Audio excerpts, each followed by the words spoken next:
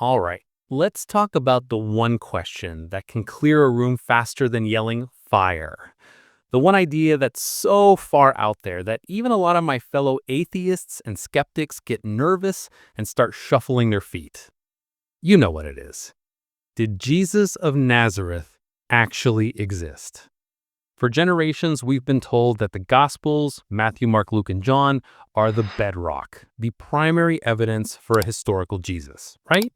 They're the ancient biographies, the testimonies that prove this guy walked the earth. But what if we've been looking at it completely backward? What if the Gospels aren't proof that Jesus was real? What if they're actually the best evidence we have that he was a literary invention? Yeah, I know. It's a big claim. The immediate response from almost everyone is to point to the academic consensus. The experts, the scholars, the historians, we're told they all agree that Jesus was a real person.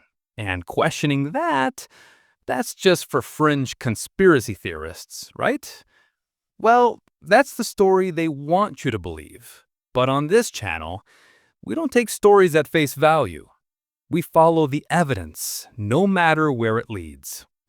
So what if that consensus, the one thing everyone tells us we have to trust, is the one thing we absolutely shouldn't?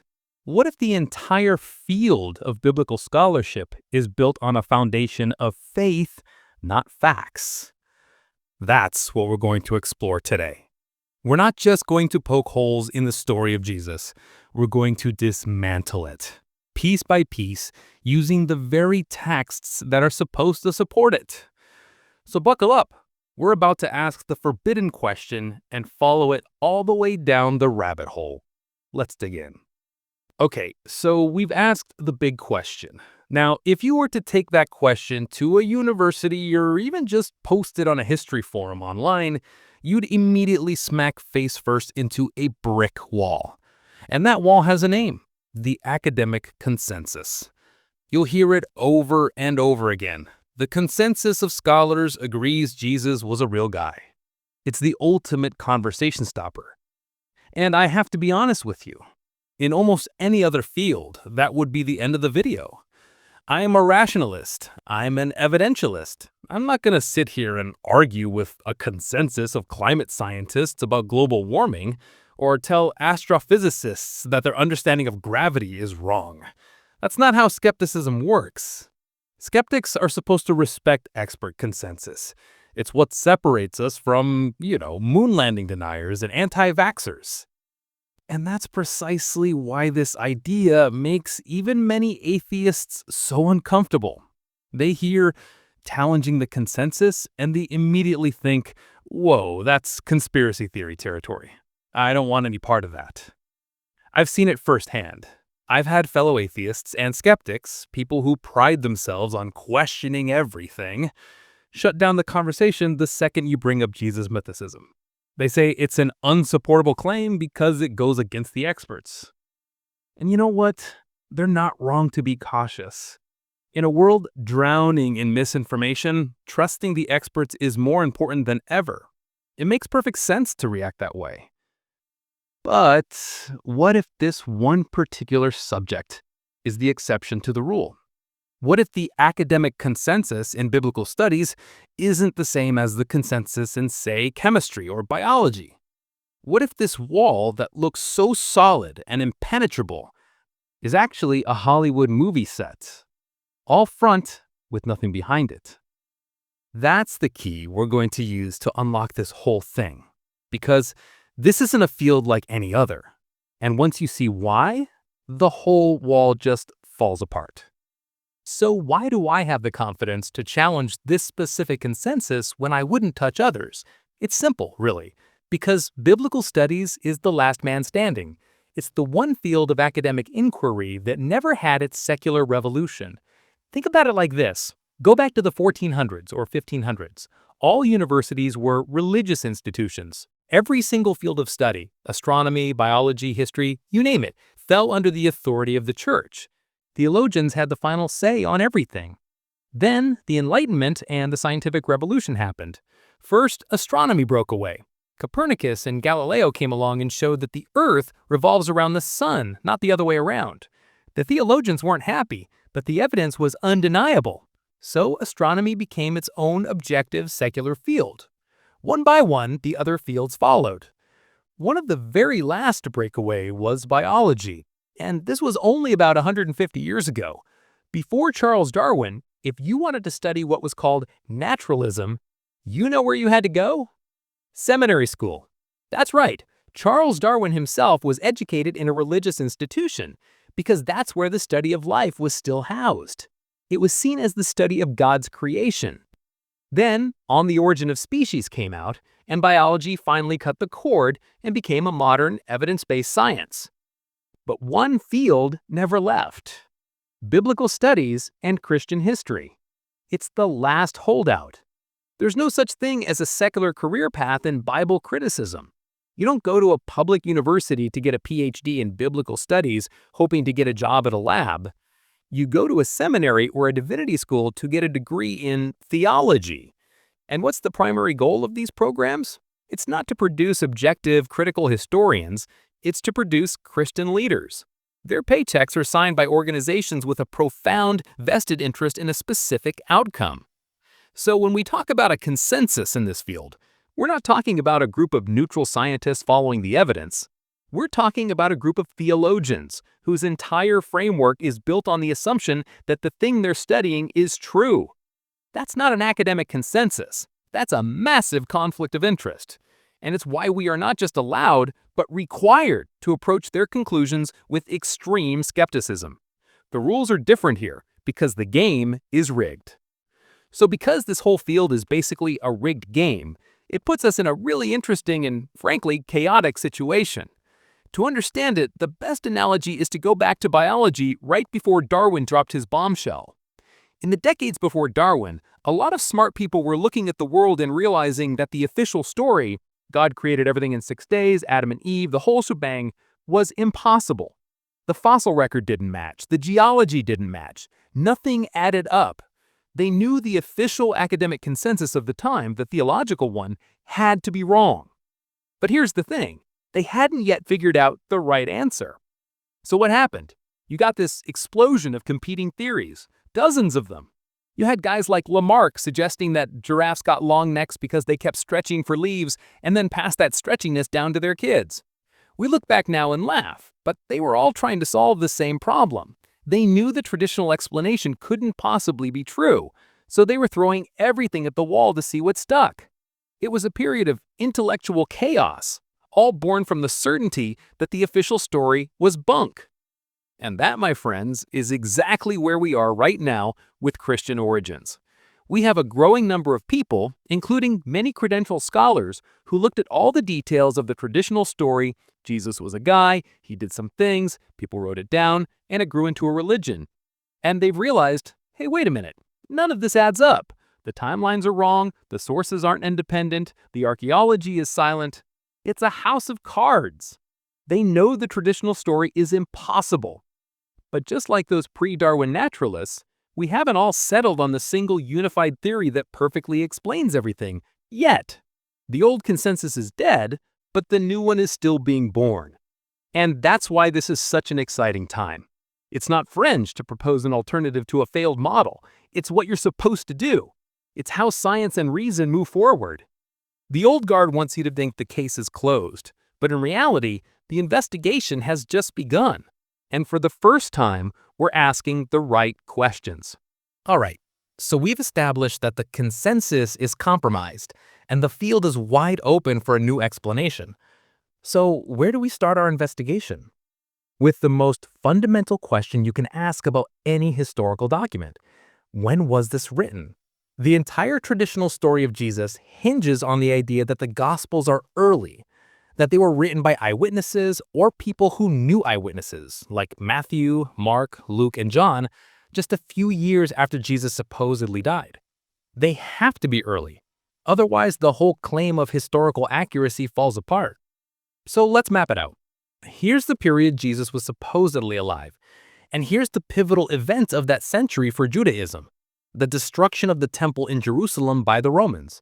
A huge cataclysmic moment. Now, if the Gospels were eyewitness accounts, you'd expect them to be written somewhere in here, right?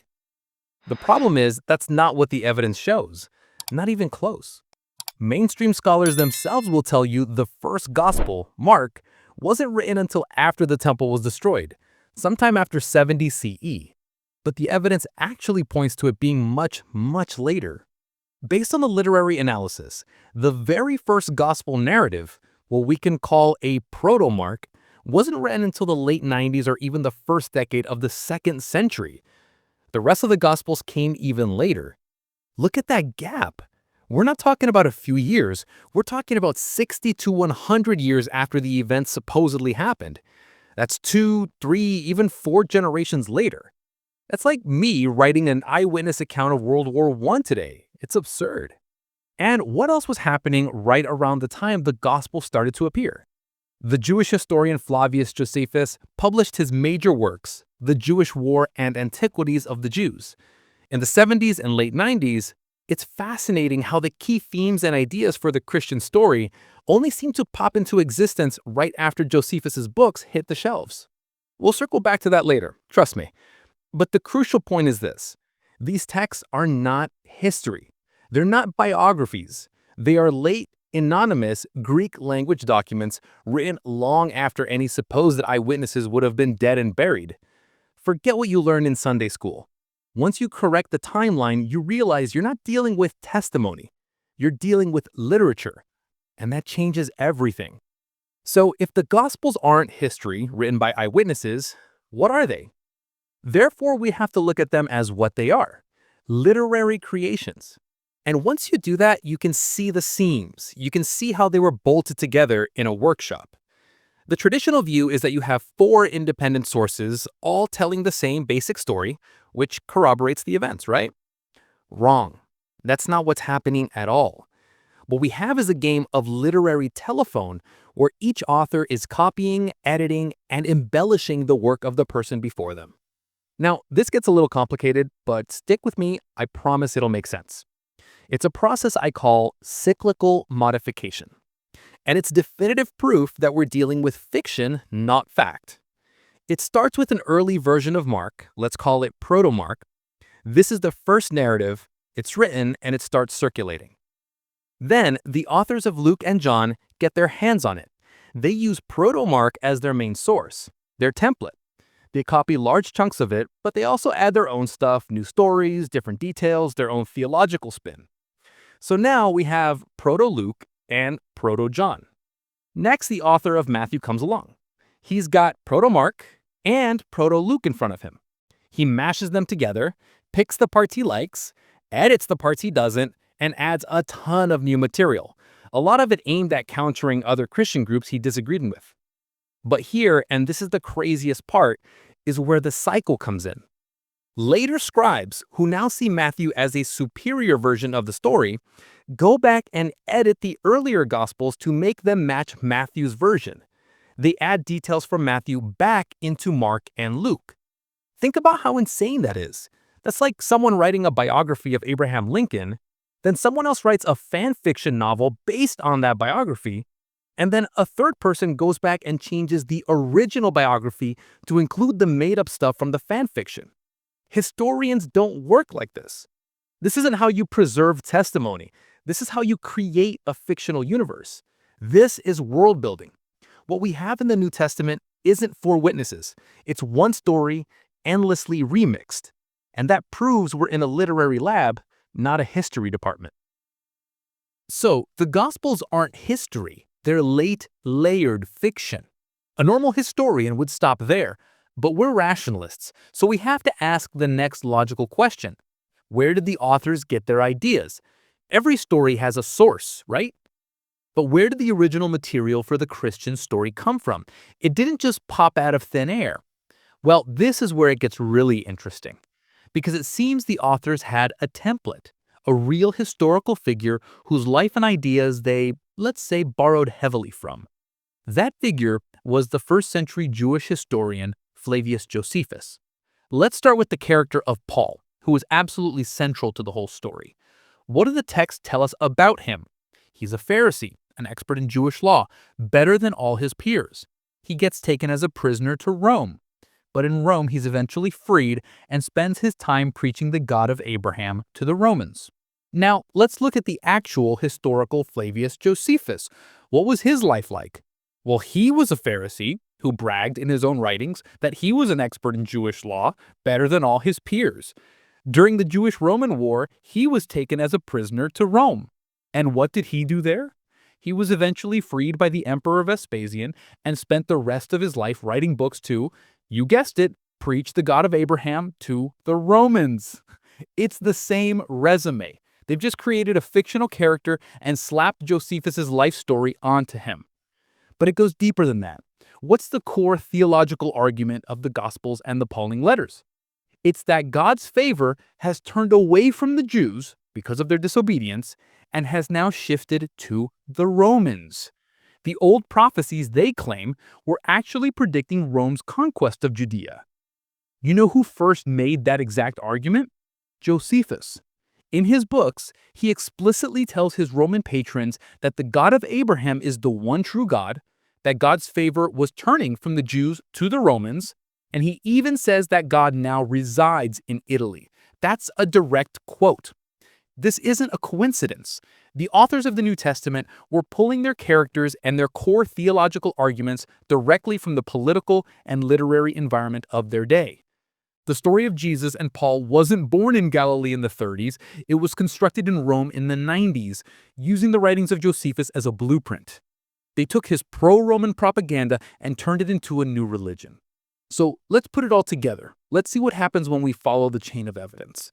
Therefore, because we have all these pieces, we can finally see the entire edifice crumble. Theologians love to talk about multiple independent sources that corroborate the story of Jesus. They'll point to something like the Last Supper, the Eucharist ritual. They'll tell you, look, we have it in the Pauline letters, and we have it in Mark and Matthew, at least 2, maybe 3 independent traditions confirming this event happened. But now we know that's a complete illusion. It's a magic trick. We know the story of the Last Supper originates in the Pauline letters, where the author literally says the story came to him in a revelation from the Lord. He admits he made it up. Then the author of Mark copies that story from the letters. Then the authors of Matthew and Luke copy it from Mark. It's not 3 sources. It's one source, endlessly copied. It's a chain of literary invention. Once you realize that, the whole house of cards collapses. There's no historical person at the bottom of this pile. There's no bedrock of fact. When you trace it all the way back, you don't find a Galilean preacher. You find a writer's room full of authors borrowing from each other, pulling ideas from Roman politics, and inventing stories to suit their theological arguments. There are no multiple independent sources. There's just copies all the way down. Look, asking these questions isn't about being cynical, and it's not about attacking anyone's personal beliefs. It's about being intellectually honest. It's about a commitment to following the evidence, no matter how uncomfortable the destination. We started by challenging a so-called consensus. We saw that it wasn't a scientific consensus at all, but a theological one. And from there we followed the literary trail, the late dating, the copying and remixing, the plagiarism from other historical sources, and we arrived at the only logical conclusion. The story of Jesus Christ is a myth. If the evidence leads to a place that makes people uncomfortable, then that's where we as rationalists have to go. If you want to dive deeper into this topic and see the mountain of evidence for yourself, a lot of the analysis in this video is based on the work of R.G. Price. It's a fantastic resource. As always, thank you for thinking with me today. If you got something out of this, hit the like button, subscribe if you haven't already, and ring that bell so you don't miss our next deep dive. Until next time, stay rational.